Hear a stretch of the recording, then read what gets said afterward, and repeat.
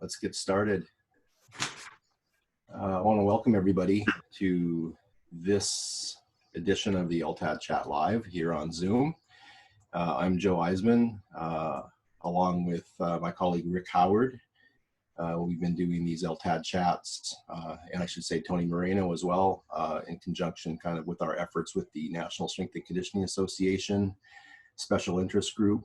I've been doing these LTAD chats, first started on Twitter. We've probably done that for 6+ months. First Tuesday of every month, get on 5 or 6 questions. Everybody gets to have a voice, share their expertise and experiences related to some topic around long-term athletic development, but we've expanded it here to this live edition on Zoom, especially in our current world circumstances. It seems this has been a great forum for people to interact, stay socially connected, and learn from each other. So today we have a multidisciplinary panel from Bournemouth Soccer Academy or Football Academy in the Premier League. They're going to be joining us and sharing their experiences and expertise related to an integrated approach to youth athletic development. I've met Ben Bradley, who's the head of sports science and sports medicine at the Academy, through a mutual colleague, Dr. Sean Cumming, and David Johnson, who's a sports scientist at Bournemouth as well. He's a student with my colleague, Dr. Cumming. So that's kind of how we came about. Recently, we kind of did a little roundtable discussion related to some topics on growth and maturation, and really keen on this idea of integrated. I've always taken this approach of integration, but sometimes that can be a real nebulous term as well. So we're kind of going to get at this with this multidisciplinary group. I have some questions that I want to ask, but we want this forum to be very open as well. So first of all, please use the chat box. Just click on it at the bottom of the screen, open it up, have your questions go out. I'll keep an eye on them and interject with the group as we go along. They're going to kind of keep their eye on the chat box as well. Obviously, you can have private conversations if you see a friend or a colleague that you want to connect with. Just be mindful, if they're private comments, that they stay private and that they don't go out to everybody. Also remember, keep yourself muted. There's been some interesting things said on some of these Zoom conferences. And also remember that you're on camera unless you turn the video off as well, which is totally fine. So just be mindful of some teleconference etiquette here.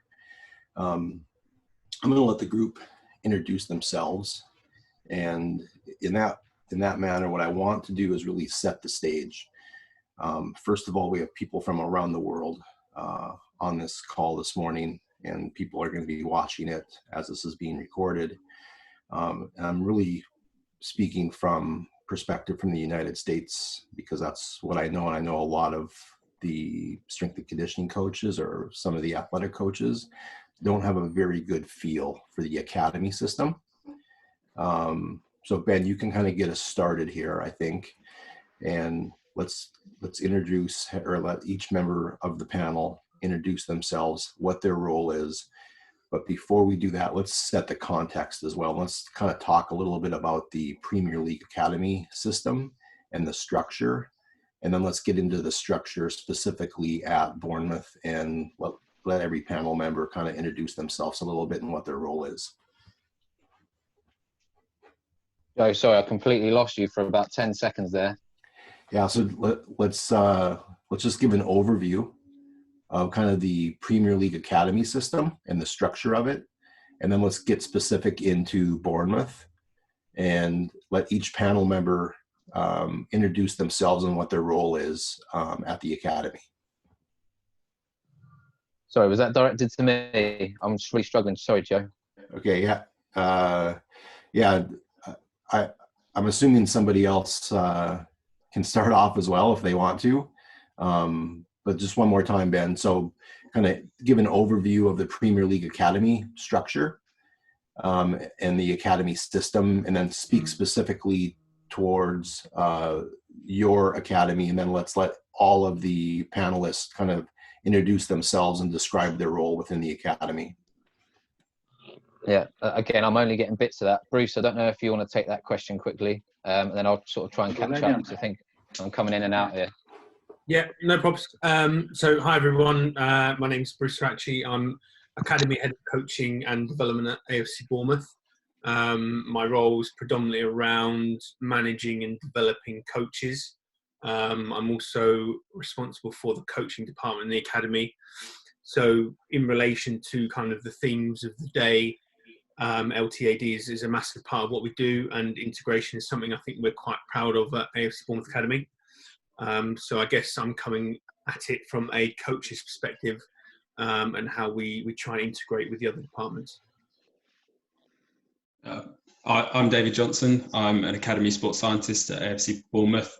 My role is mainly the physical development from the under-9s all the way to the under-18s. And obviously I integrate with all the other departments as well. Alongside my role at the Academy, I'm also doing a PhD at the University of Bath, looking specifically at how growth and maturation affect injury risk within our adolescent football players, so looking at under 12s to 16s through.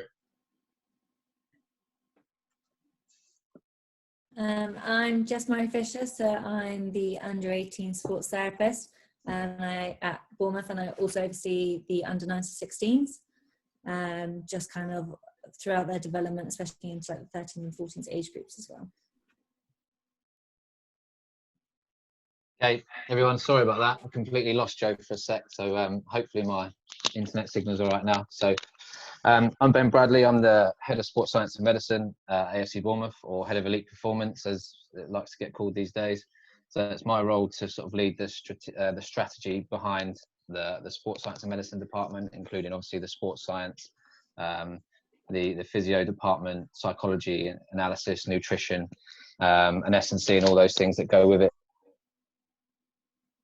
So everything from the sort of performance side, from the 9s to 18s, sort of comes under my banner.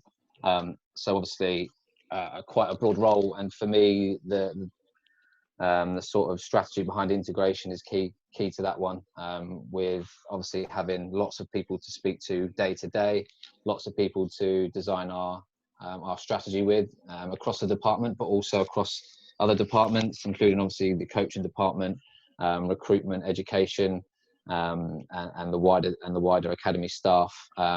So yeah, I mean, me and Joe got talking a bit about integration the last time we spoke. It was a word that we used quite a bit in the conversation, and it's into how we work as an academy, and how everyone should work in terms of a multidisciplinary team. So here we are today to discuss that in further detail. Yeah, great. So before we get into that term, integration, let's start with long-term athlete development, and would be great to hear from everybody. When you hear that term, what does it mean to you, and how do you define it? So as head of sport coaching, Bruce, when you hear long-term athlete development, what does that mean to you? How do you define it? Let's just go around the table. Yeah, I mean, from our perspective, we kind of see it very much as a guide that identify sort of windows of greater opportunity. So in a few ways, from my perspective, so number one would be a window of greater opportunity as to how we might train the players. You know, a simple one for a 9-year-old might be that their attention span is slightly lower.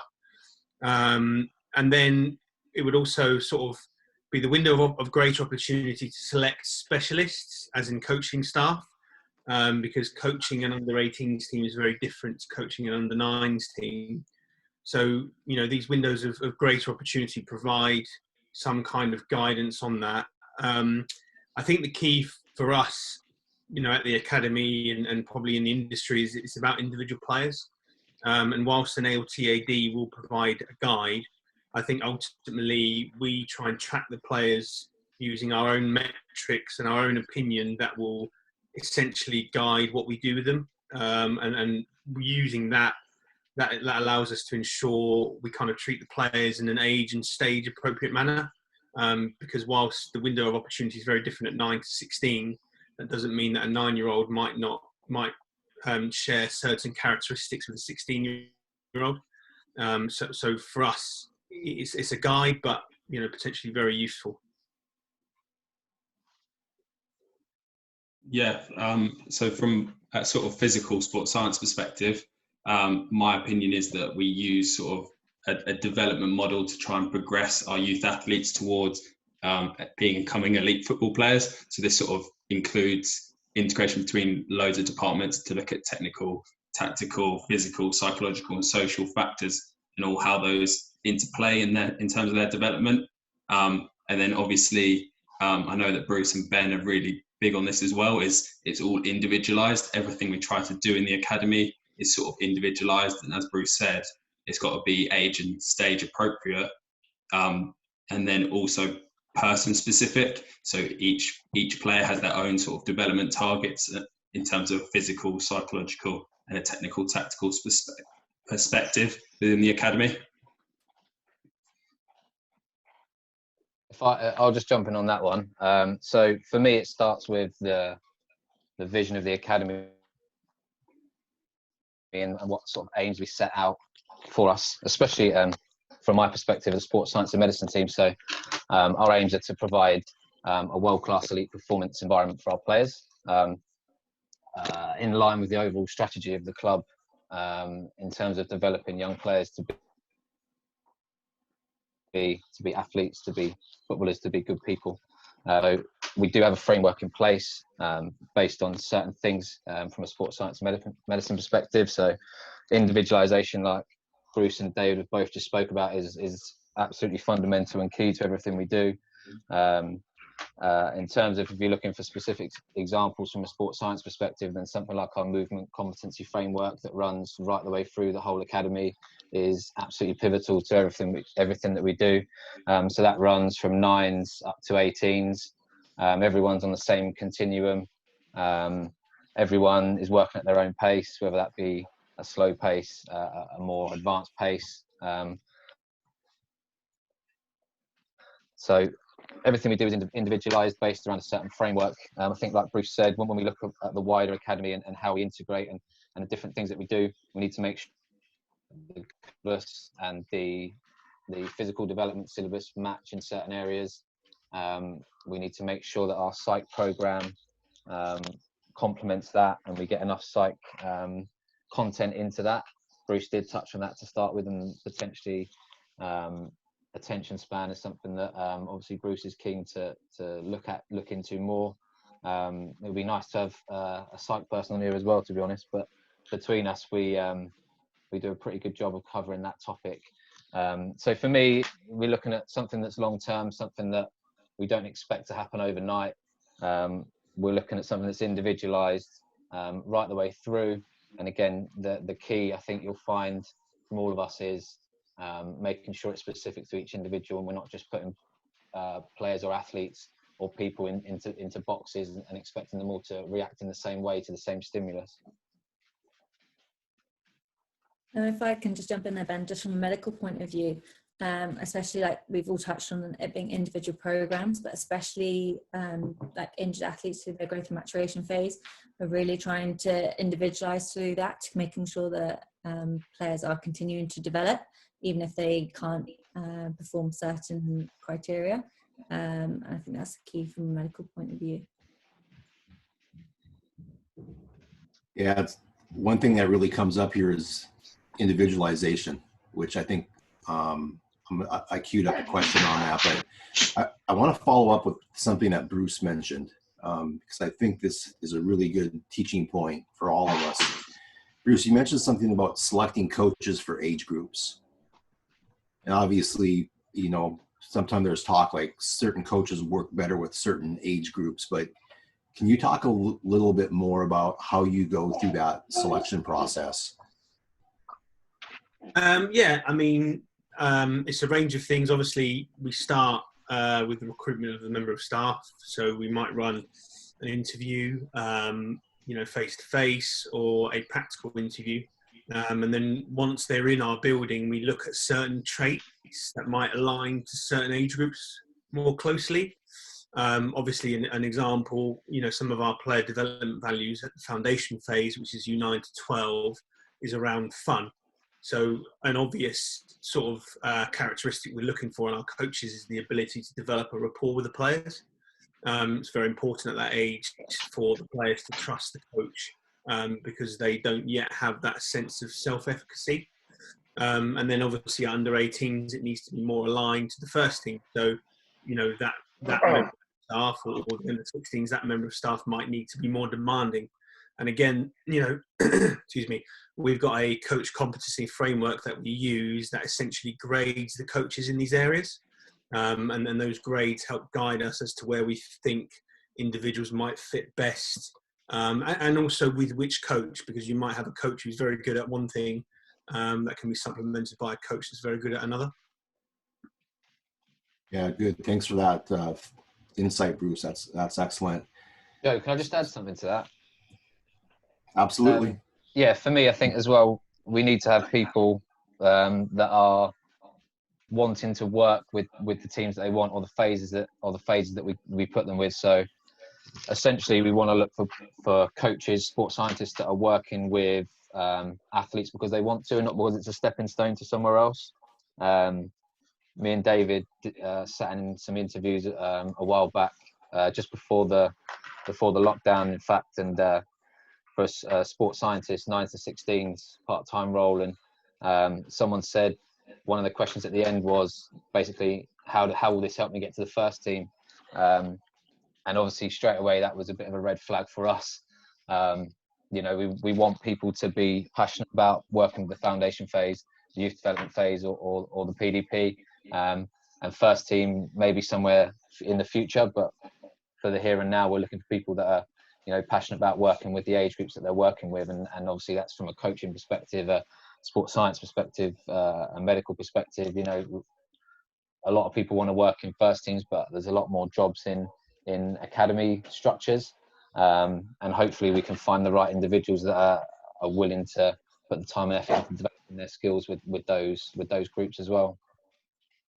I think as well you need a different skill set as a sports scientist with an academy rather than with a first team. So like just drawing parallels to what Bruce said is that if you're working with kids in a sports science or a S&C perspective, you need to be more engaging with the kids rather than so that they buy in and doing the activities that you're prescribing rather than just a sort of a more senior member which is more concerned about the data or getting as close to the elite practice in a first team environment.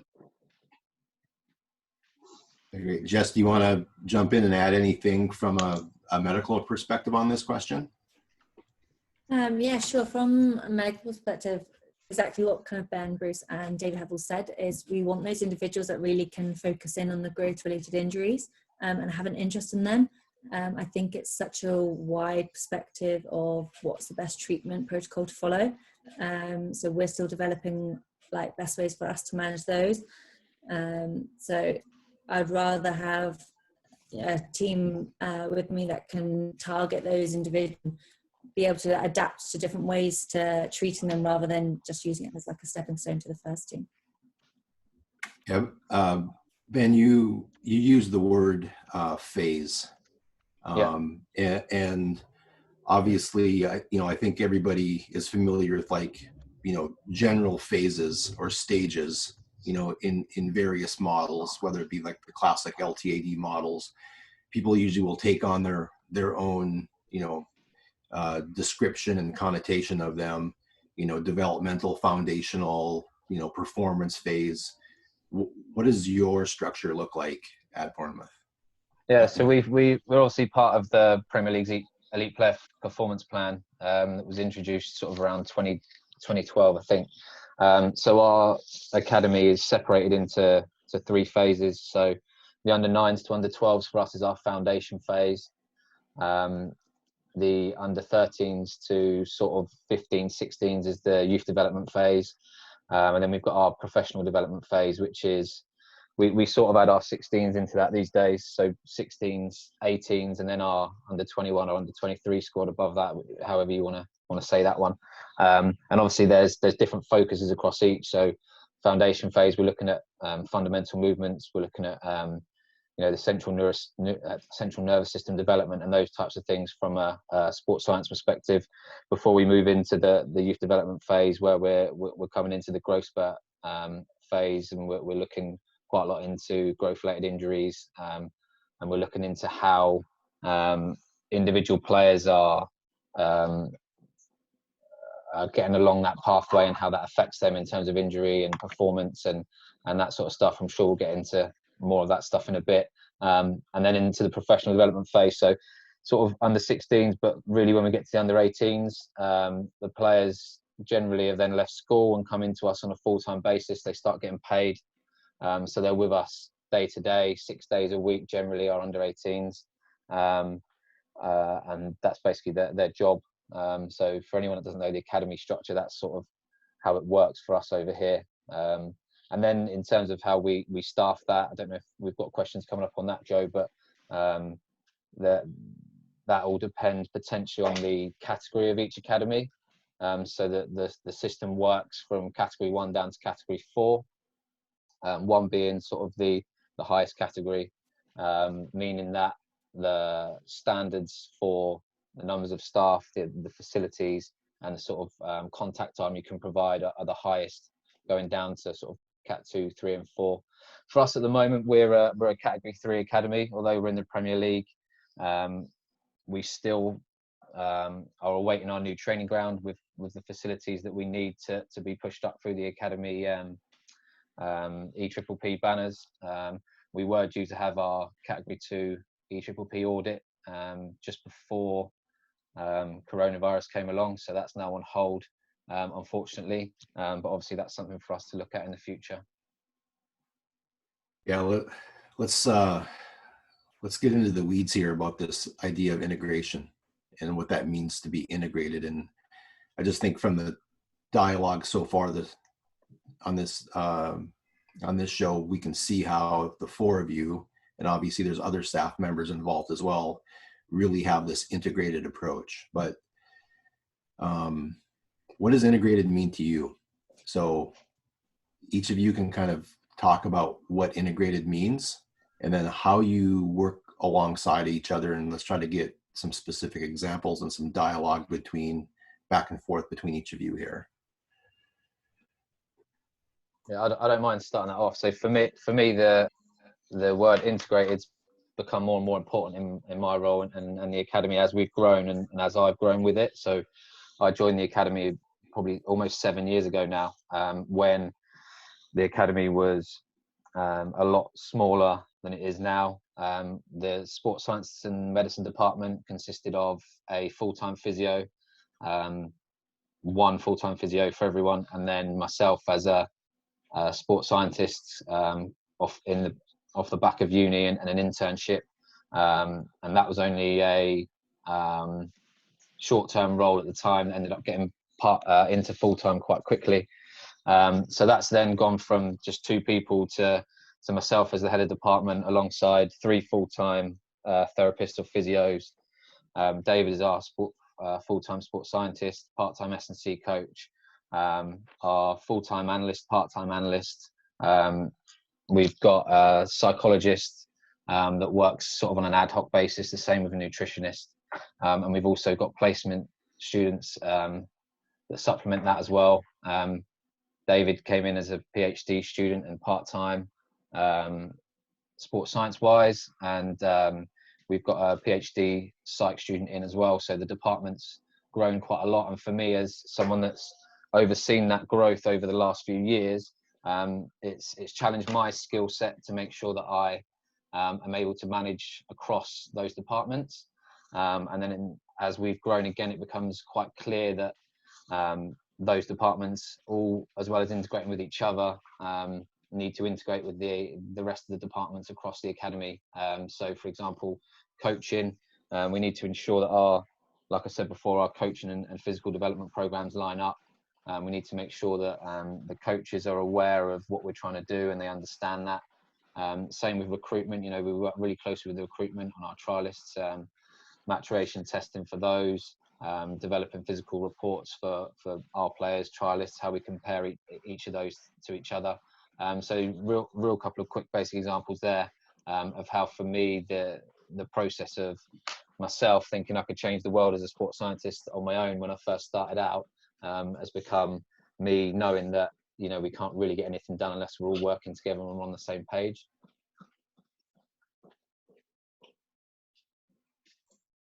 Yeah, I'll just add in there. I think, to me, integration is along the lines of sort of communication and joint decision making.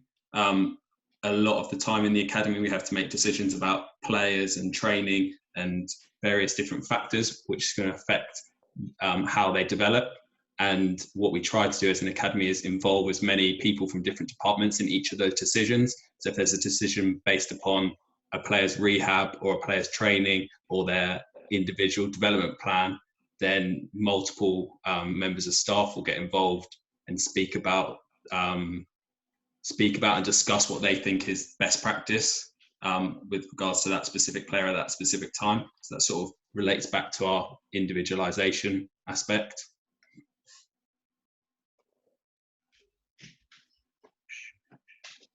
Jess, you want to jump in? Basically, it's kind of what David and Ben have already said. I think communication is a massive thing within our department. It's not just in terms of discussing between the medical department of what players are doing, but also linking reading sports science, but also from a day-to-day, we're lucky enough that the coaches are really good, that we can integrate and kind of pull players adaptively with their rehab. And it's also in with education and using all aspects, especially psychologists as well. It's just being able to kind of use everyone together rather than having a separate entity. It's just trying to find the best way that everyone can integrate in together. In terms of just integration on itself, it's just that massive link pathway that, like Ben said, you've got to realize that it's not just you by yourself that can change everything. It's everyone brings something different to the table. So it's just finding the best kind of solution for each case. Just a quick example from me on that. I think David and Jess both touched on the coaching side of it, and we're in a lucky position where, for example, I work with the 18s on a daily basis, and hopefully anyone that works in a club or an academy gets to sit with the coach as a sports scientist and plan the week and the days and in fact the sessions and the actual drills within the sessions as well. We make sure we spend a lot of time the day before and the morning of, because we know things change quite quickly in terms of what players you've got and where everyone is. But we make sure we sit down as a team and plan the session completely, and that's the same with our sort of 15s, 16s and 18s. So we're not blessed with the amount of staff that some academies are, but what we do quite well is make sure that where we can, sessions are all integrated and planned. We can add psych elements into that with our psych program as well. But for me specifically as a sports scientist, we can sit down. I can sit down with the 18s coach every day and go through the session, how it looks, the timings, pitch sizes. I'm lucky enough to get asked by the coach on even some of the technical stuff and how it fits in with the physical development. We've got our blocked weekly plan for that, so we go off that, and that's the same, like I say, 15s, 16s, 18s for each session. Below that, we've got a periodized plan worked out with the coaches, so we know on each day which physical quality is being worked out. So whether it's a strength day, like an XL decel day, whether it's a high-speed running day, whether it's a sprint work day, whether it's a recovery type session, the coaches have got all that planned out week to week, and then they can come and speak to us as well if they want some more information on it. And again, the rehab side of it's massive as well. We believe in getting our players back doing what they can do as soon as possible. So you won't see many players for very long off the grass or off the 3G. They'll generally be doing something they can do, whether that's physically or technically or psychologically or something from an analysis perspective. Generally, the players won't just be left to sit in the physio room. They'll be busy with the staff from one of those departments. So again, a real nice way of making sure we keep them busy, keep them engaged, and make sure that we stay integrated between all of us. And if we don't speak to each other, then that doesn't happen. So the communication side comes back to it. Our MDM meetings, our multidisciplinary meetings that we have daily, weekly, are vital to the process. Yeah, it was great to hear you talk about how you integrate with the coaching staff, because I think so often, in my experience here in the United States, that we have the sport coaches in this silo over here, and then we have the S&C and sport science folks over here, and oftentimes there's not a lot of communication or planning between the two. Yeah. So really keen to get Bruce's final comments on this question of integration, from the sport coaching perspective and his lens, looking back out towards sport science and to the medical side and to the sports psychology side as well. Yeah, I think from my perspective, integration is about using all the skill set to kind of optimize our joint ability to be player centered. As the guys have touched on, we've got a number of processes in place whereby we can communicate effectively across the teams. I think one of the big things that I've targeted this year with the guys, the coaching team, is about in-session integration. So, if you're fortunate enough to have a sports science member of staff with you, can you utilize that person in the session to bounce ideas off, particularly physical ideas. Obviously, with the older ones, we're fortunate to have live GPS data. If you have an analyst in the session with you, can you utilize his skill set to provide information on, technical returns? So if we're working on overlaps, how many overlaps are we getting? On game day, we had a good example with the youth team this year where we were able to utilize sort of match analysis at half time. And then again, where we're fortunate enough to have a sort of psychology intern with us, can we utilize her skill set within sessions? And I think that's been a big area that we've tried to work on. I think in the main, our coaching team are very probably open to ideas, open to collaboration. Obviously, I think like you said, and I've witnessed it before, where you can end up having two separate camps, and a lot of that's probably just due to insecurity and ego. So some of the barriers we really try and break down are that sense of threat. And actually, again, if I go back to my definition, we've got to utilize all of the skill sets to optimize our ability to be player centered. And I think one thing that doesn't fit in that statement is that individual person's sort of self-story or ego. And I think that's a big part of work that needs to be done. Yeah, we have a lot of great questions rolling in, but for right now, I just want to stay on something Bruce just talked about with, that element of collaboration and respect for each other. So what's the magic potion at Bournemouth? Like, what makes that happen? Obviously, it deals with the culture, but it also deals with leadership as well. But can one of you or a few of you speak to, how this happens? I was just going to say, I think we're fortunate at AFC Bournemouth as a club that we are so supported, A, in terms of staff, B, in terms of quality of really good staff that we've got in the multidisciplinary section. And I think, our first team is very renowned for the physical outputs. We score quite highly against other Premier League clubs in terms of, various metrics. So I think because there's a big emphasis on physiological development at the football club as a whole, that permeates down really nicely. So there is that cultural side. And again, I think, owed to the fact that we've got great staff in the multidisciplinary team and coaches that are open-minded, I think that creates a good environment. Now, is it perfect? No, but it's something that we're definitely, ahead on, and we're improving with every week.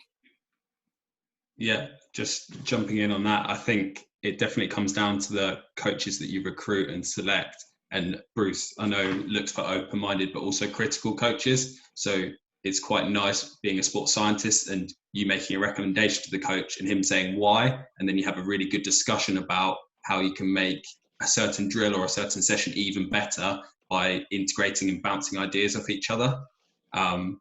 And that's something that we try to incorporate into all of our planning. So with as Ben said before, they've got a sports science plan, but also the coaches often come to me and ask me questions about what they need to be doing to improve their session from a physical perspective. I'll just pick up on one thing Bruce said as well. He said it's not perfect, and I just want to make it clear that obviously it's not, and there's always stuff to work on, and I can't imagine any academy would say that the way they work is 100% perfect and spot on, and there's nothing they could do better, because there always will be.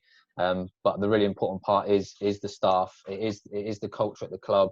You know, this club has been through a lot of hard times in the past, and I know we're the first team are sort of struggling from a performance perspective this season, but the club's been in the Premier League now for the last sort of 5 years, and it's, you know, in no better place than it's ever been before. So there's always, you know, things to improve, but the club is on an upward curve still. It's expanding every season, and as an academy we've been supported massively year on year in facilities and development of staff and the things that we can do. I would also give huge credit to Joe Roach, our academy manager, who allows us to do the things that we were brought into the club to do. Myself as the lead of my department, I'm left to make the decisions that I need to make. You know, I'm not told what to do by the academy manager. He's put me in a position and put trust in me. He's put Bruce in the position he's in and put his trust in Bruce. And we do the same with the people in our departments. So I feel like we've got a nice blend of the staff, the culture, and the work ethic, and everyone that wants to develop themselves, the academy and the individuals that are with us in terms of the players. Great. If I can just yeah, absolutely. Oh, sorry, Joe. No, go ahead, Jess. All I was just going to add in, I think we're all very adaptive in our day-to-day lives, and actually being able to trust each other and what disciplines you're in and who's more likely to adapt things, especially from a rehab point of view. When taking rehab session, the coaches are really good and they volunteer themselves to be a part of that rehab, especially on the technical side of things. So I could be looking at the physical demands along with sports science, whereas coaches would be looking more at that technical practice within that rehab session. I think enough that everyone wants to be involved and part of everything, which is why it really works.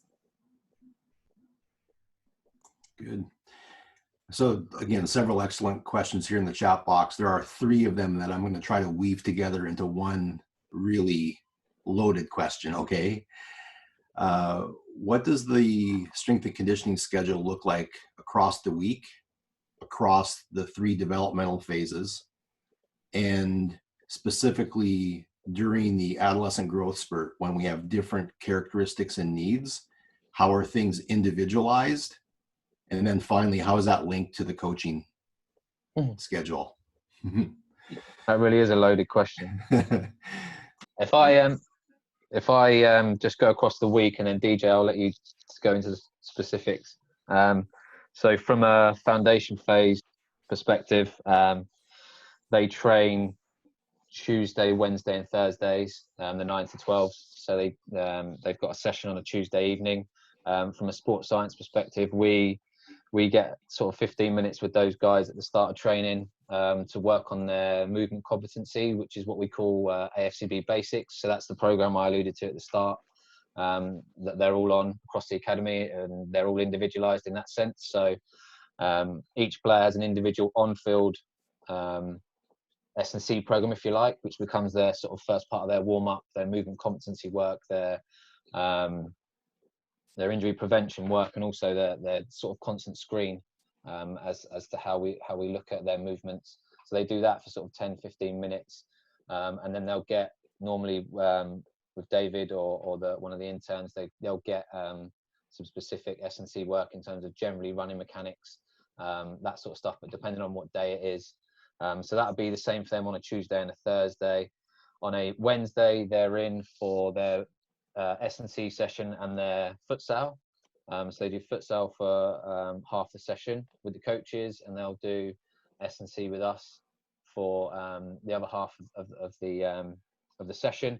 And that, again, they'll do their basics program, but they'll also be integrated with some speed work, some agility work, some plyo work, again, depending on the week. And we also have a multi-sport program as well for those guys. So once a month, so the first Wednesday of every month, we have multi-sports for them for the whole evening. So that takes up their S&C and their futsal time, and that can range from gymnastics to basketball to handball to combat sports to all sorts. And again, that's really integrated with the coaching department, because we speak about what sort of transferable skills there are between, you know, different sports and football, and how that different movement patterns will have an effect on them. And again, a couple of our coaches, Elliot and James, in the foundation phase will go out and find the specific coaches to come in and run those sessions. So that's another great example of integration. For our youth development phase, so 13s and 14s have Tuesday, Wednesday, Thursday as well. They have day release sessions though, so they're in for 1 day a week with us. So they'll get their on-field session, they'll get psychology during that day, they'll get analysis during that day, they'll get a couple of hours of education, they'll get their S&C session, obviously their on-field work, and they also get a Tuesday and a Wednesday as well in the evenings, again where they do their basics work and their football sessions. 15, 16s is a little bit increased, so they have an extra session on a Monday. You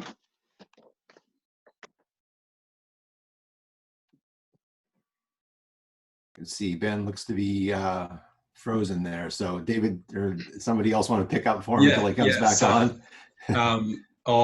For the 16s, on a Monday, they have a technical session. So that is 45 minutes of football training where they work on their individual development program. And then they also have some S&C time and some injury prevention prehab specific time as well. And then Tuesday, Wednesday, Thursday, Tuesday evening, they do a training session, including the basics and the warm-up with a sports scientist.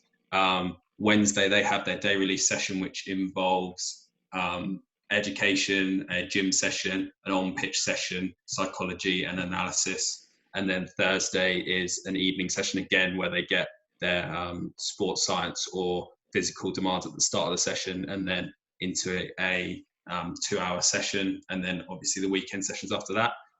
Ben, did you want to talk about the 18s program now you're back? Oh, he's not back. Yeah, I don't see him on right now. No. Okay. And then the 18s weekly schedule varies depending upon their fixtures. So they've got a full-time program, which generally incorporates education, where they're doing a college course based in the club. And then they also have their physical, psychological, and analysis sessions as well, built around their sessions. The daily schedule, I'm not 100% sure on. It depends on the fixture. Oh, he's back. Sorry, what was the question, David? I carried on, so I got up to the 18s and their daily schedule. Apologies, for some reason it keeps checking me out and bringing me back in. 18s, yeah, so the 18s physical development program's obviously taken up another notch, with them being full-time. Those guys are potentially need to be ready to train with the under-21s or train with the first team, which is happening more and more first team wise over the years, a lot more in the last couple of seasons, which is obviously a good sign for us. So they play Saturday, off Sunday. They have education Monday morning, train Monday afternoon. The reason for that was because they needed to fit an extra half day of education in during the week, and we felt that giving them the Monday morning, let them have a bit of extra recovery before their first session of the week on a Monday afternoon, which is obviously a light session based on sort of movement competency from a sports science perspective and technical work from the coaching side. Tuesdays are strength day, so they're in the gym in the mornings, first thing, working on their individual strength programs before we go out to train. And we'll continue the theme of strength, change of direction, XL, decel work into the session. So all of our small sided games are small. We work on small areas, 1v1s, that sort of stuff, 2v2s, 3v3s. Wednesday, they're back in the gym in the morning on individual programs that are more sort of upper body and core based. or lumbo-pelvic stability based before we then go out to do our sort of more extensive day in terms of distances and high-speed running. They have all-day education on a Thursday. So we tend to load them quite heavily Tuesday, Wednesday, allow them to recover on a Thursday before getting them back into training on a Friday morning, where we do some speed stuff, some neural prep, and then obviously just game prep stuff. They'll have their prehab across the week as well.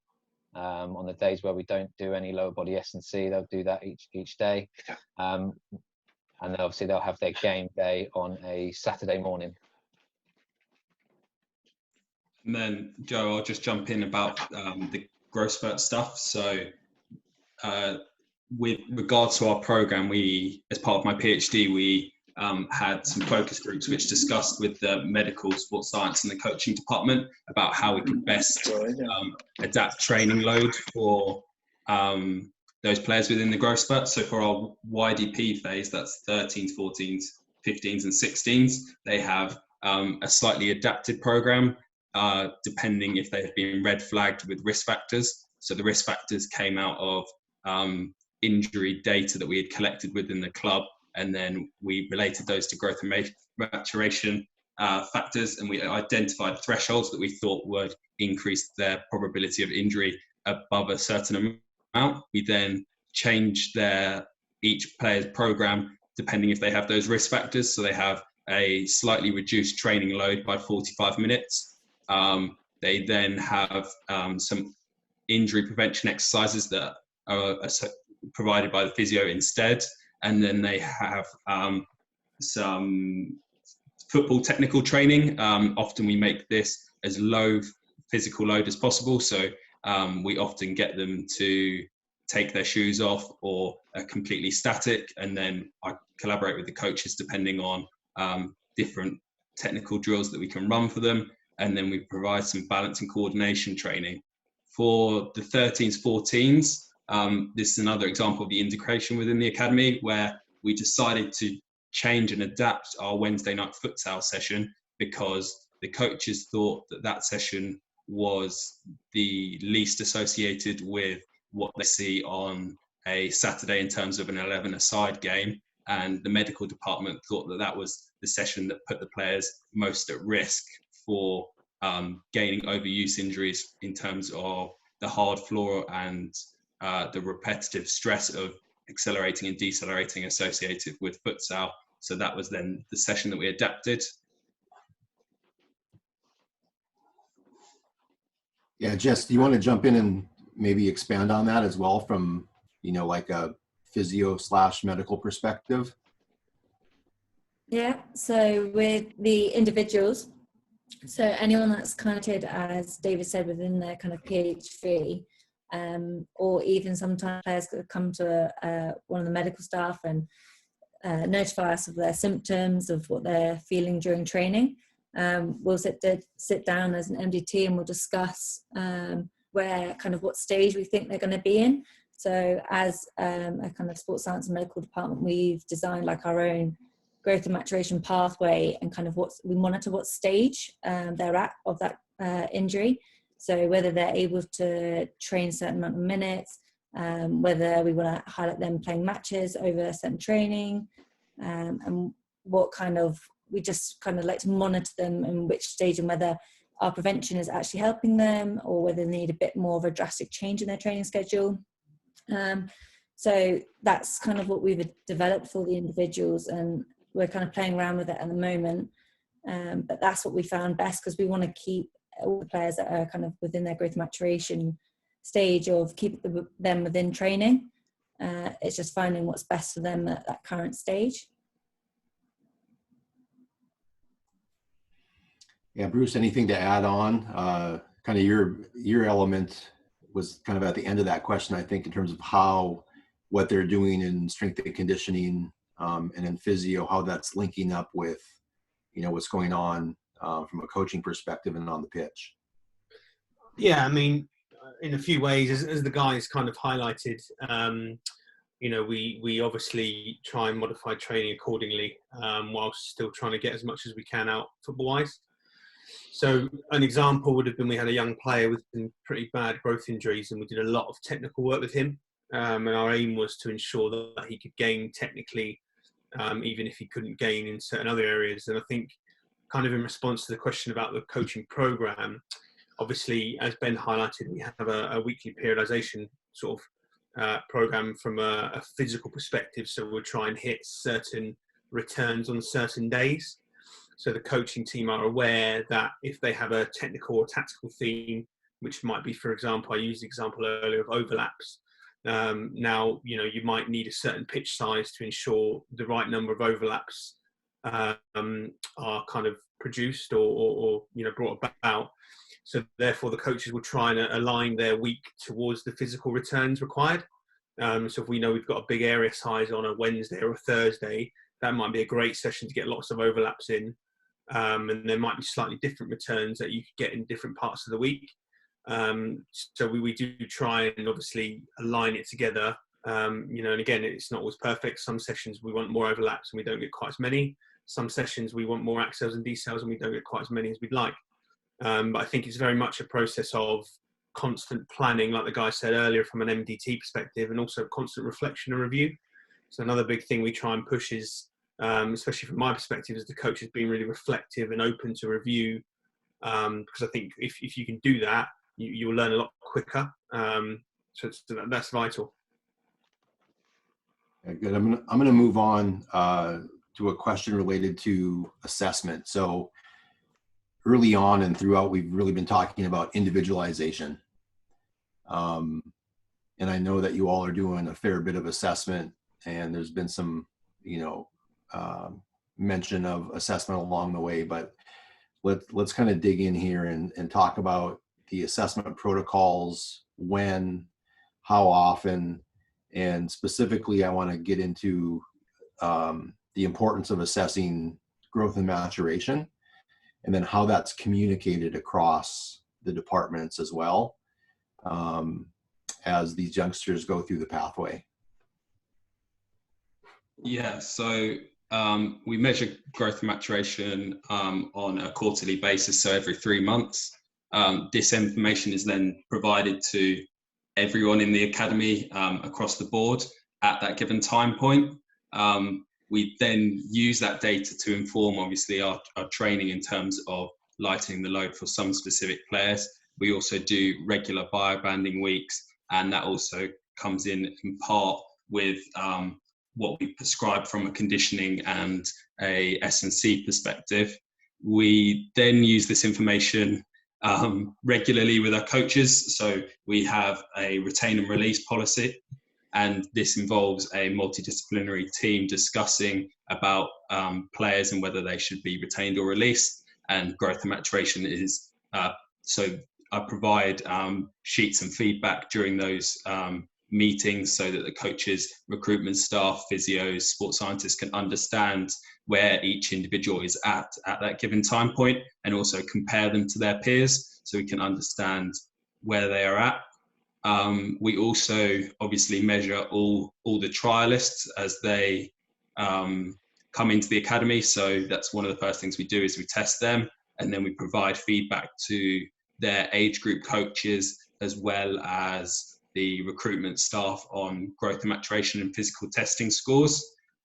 In some cases, we take this a step further and match that player both from a chronological age perspective and also a biological age perspective. So you can see them as an individual in those sort of two different situations, whether they're an early or late maturer. That would then affect whether you want to sign that player based upon those environments. And then just from a more general perspective, we have regular chats with the coaching staff and medical staff about each individual's and those ongoing risk factors, or how being an early or late maturer could be affecting what the coach is seeing from a match or a training perspective. And David, I'm going to jump in here with a few questions in the chat box, and I apologize if you got to these, because I was multitasking with the chat box here, but specifically, are you using the Camus-Roach equation, number one? Number two, what cut points are you using then to place them into maturity groupings and also monitor growth rate? So in terms of identifying the red flags associated with injury, that's using the Kamish-Roche method to predict specific percentages that are within the literature as peak height velocity. So that's 88 to 95%. We then also monitor lower limb and total body growth rate, and those are two other identified risk factors. In terms of a cutoff point, at the minute we use previous literature which has identified at which point those risk factors are greatest. The thing that we're seeing currently with regards to actually the injury rates and incidence rates is that the relationship is linear, and this would mean that the cutoff point if you, for example, often used in Premier League academies as a cutoff point of growth rate of 7.2, that means that someone with a 7.3 growth rate is at risk and someone with 7.1 isn't. So we now go more along the lines of looking at it on a linear basis, and the higher your growth rate, the more at risk you are of injury, and combining multiple factors together. The other question was about the biobanding groups. The sort of normal practice is to reduce the variation to 5% bands, which is 85 to 90 and 90 to 95%. Recently, we have been adapting those bands slightly, and so those original cutoff variables was sort of arbitrary, and just provided a opposite to age group banding. So we've been changing those slightly to reduce them down to 4% bands, but also move where those bands are providing a cutoff at different times of the season.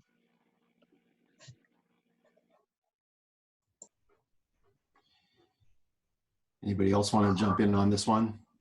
Ben, Bruce, Jess? I think obviously that's a lot. Yeah, that's a lot of information David's just spurted out, but he could talk about that stuff all day. But it's really important, again, what David talks about. So if we look at actual practical examples of how that's used and how we use it across the department. So the medical department will obviously get that information, that they'll know which players are at a higher injury risk. So we can try and make decisions early on, or see things before they happen, which is the hardest thing in the world to do. But that's something that we can look into from a coaching perspective. The coaches will get all that information straight away. The fitness testing information in their bio bands as well. I'll let Bruce discuss what his thoughts are on it. But for me, the information they get is vital in terms of planning the sessions. The different challenges they can give to individuals in sessions, whether you've got an early mature or a late mature, and how you challenge them week to week or session to session. So we can really delve into those individualized parts of the session and make sure that we're challenging people appropriately and giving them varied sort of stimulus across the week or across a block of work or something like that. So the information's great and all the science is brilliant.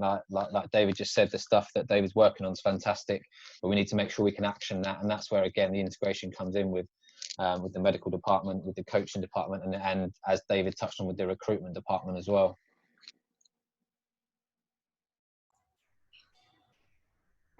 Yeah, I mean, just to kind of round off that part of the conversation, I think from our perspective, there's lots of benefits to this information. I think, number one, from a talent identification perspective, obviously, twofold. One, a lad who's matured early can probably impress a little bit more so because of their ability to dominate physically. And on the flip side, some players who maybe can't dominate physically might struggle. So that helps temper the coach's assessment of talent, which I think is important. And then on the kind of flip of that, in terms of the development side, as Ben highlighted, we can apportion certain players different challenges. So at times we might play players in different groups to challenge them, so that they have to come up with different solutions. A lad who's maybe more plus maturated might have to develop better tactical solutions by playing in the year above. A lad who's maybe slightly under maturated, may benefit from seeing more of the ball by playing in an age group below, even if their ability wouldn't suggest that. So for us at Bournemouth, from a coach's standpoint, the biobanding stuff's been almost, I dare to say, revolutionary.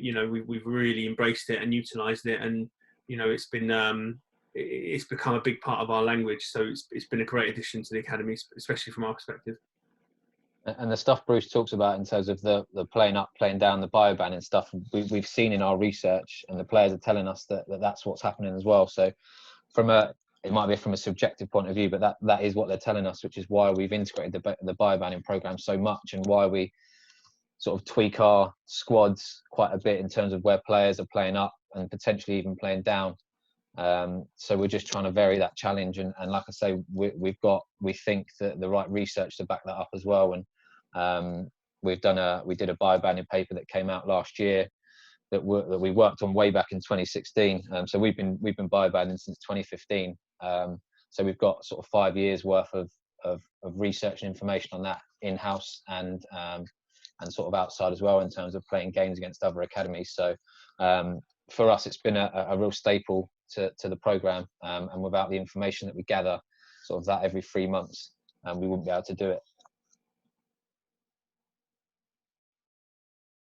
Yeah, just keen to get you to jump in here from a medical perspective as well, in terms, how you're utilizing the assessment information, and specifically that related to growth and maturation, in either an injury prevention or a return to play sort of setting. Yeah, from medical perspective on the screening, so we tend to actually use either the Baton score or just general palpation of those certain areas, so of the tibial tuberosity. And if an individual is presenting with symptoms and they're actually symptomatic on that palpation, does it marry up with kind of the measurements that Dave is collecting for their height?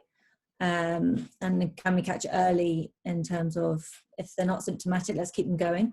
If they're actually starting to present symptomatic on palpation, but they're actually fine trained through, how can we modify their training and strength programs? The main thing in terms of an injury prevention is we always try and kind of say to the lads to keep with their foam rolling. We try and push that from an early age, their foam rolling, their mobility, their stretching right from under nines all the way through. And we also try and incorporate all of kind of, as Ben's touched on, David has before, their basics programs. Even in terms of rehab, we make sure that they're doing their strength programs alongside that. We really feel that has a positive kind of outcome on their symptoms. So from that medical point of view, really is just palpation, we found, is probably the big tell for whether the player's going to have symptoms or not. Other than that, that's probably about it. Great. Well, we're at about a full hour here, and we usually try to keep this to an hour, but this has been a great conversation. I do have one last question. I'm assuming that there are some individuals who are either on today or who are going to listen, and they're not as resource rich as an academy is. More specific to personnel, not having, the multidisciplinary team that you've assembled there and other academies have assembled. So if you were to go to a smaller program and it was just maybe you and one other individual, Jess, maybe it's you, and then you're going and you just have just an S&C coach, and the others can put themselves into that situation. What are one or two key features that are essential to establishing an integrated approach? I'll start by saying, so I just said we've been doing sort of biobanding stuff since 2015. So in 2015, we didn't have barely any staff. So there was just me, sports science wise, one physio, and then we had our coaches. And we still managed to collect all of the growth and maturation data for every player in the academy. Again, we might have had more time with the players, but potentially not, because time's quite precious even with us. So if you have a system in place. You know the things that you want to collect, and you're going to collect things that are useful and actionable. Then I believe you can make that happen with a small staff. So like I say, we collected under 9s to under 18s growth and maturation data 3 times a year when we had a skeleton staffing structure, and we were able to produce reports for our coaches. And essentially, when you've got less staff, there's less people to integrate with, but there's also less people to miss things and to get things wrong. So in that sense, I think make sure you know what you want to measure, how to measure it accurately, and what you're going to do with that information when you've got it. Don't waste time if you've got small staff and you haven't got a lot of time. Just do the basic things, do the things that are going to be the most important. And for me, during that phase, that's the most important thing. So a lot of people will want fitness testing data at 9, 10, 11 years old. Do you need it? It's nice to have it, but do you need it? Potentially no. We need to wait for them to grow and mature a little bit later. And the most important thing for me is having that actionable data that you can use day to day, but not to complicate things, and to just do the basics well, for me is key. I'll just jump in on what Ben said, just from a medical. I found massively is don't overcomplicate things. Don't all these tests going around of this shows this shows that. Find what works best for you. And also, if you're really sure, is actually kind of prioritize the age groups that you think are going to be the biggest risk, especially kind of 11s, 12s, and your 13s and 14s. If there's only one of you, is pick 2 tests minimum of what you think. Like I said, the palpation is what I found is best, and that takes literally 2 seconds. And you can go through the age groups. It's just don't complicate on trying to screen every single. Pick those target age groups and just pick those specific tests. Yeah, I think I would echo those 2 and say keep it simple, and then also use what you do have there as a multidisciplinary team to plan and share knowledge and get the best practice that you can provide. So if you're working with a small team of S&C coaches or physios, potentially using the abilities of your coaching staff to help you in some manner provide the best physical sessions through planning of those sessions, then you can deliver the best program you can. Yeah, great. Bruce, before you jump in here, I want to thank you for being on the call this morning, because oftentimes these LTAD chats are all S&C and sports science people, and I think it's really crucial, that we have this integrated approach with sports coaching. So from your perspective, what do you have to say to other sport coaches out there, who they may be in a small school district or in a small club, and they don't, have the resources to bring in proper S&C or physio? What are some really key elements you think that sport coaches can take on themselves, or a way that they can begin to build and establish this integrated approach? Yeah, and just thank you for having me. It's been a privilege to be on the call. What I would say, sort of to answer kind of 2 questions that I hear you asking. So, if I'm a young, under-resourced or inexperienced or gathering experience under-resourced coach, I would recommend that you educate yourself holistically. I think gone are the days that a coach is just a coach. I think the future coach will have some underpinning knowledge of physiological development, some underpinning knowledge of, psychological development, some underpinning knowledge of biobanding and how to maybe spot a plus maturated player with your eye. So by all means do that. And then when you do become resourced, you will have more empathy and understanding. Don't get me wrong, you could be a jack of all trades and master of none. So you do need your specialists around you, especially at a high performance level.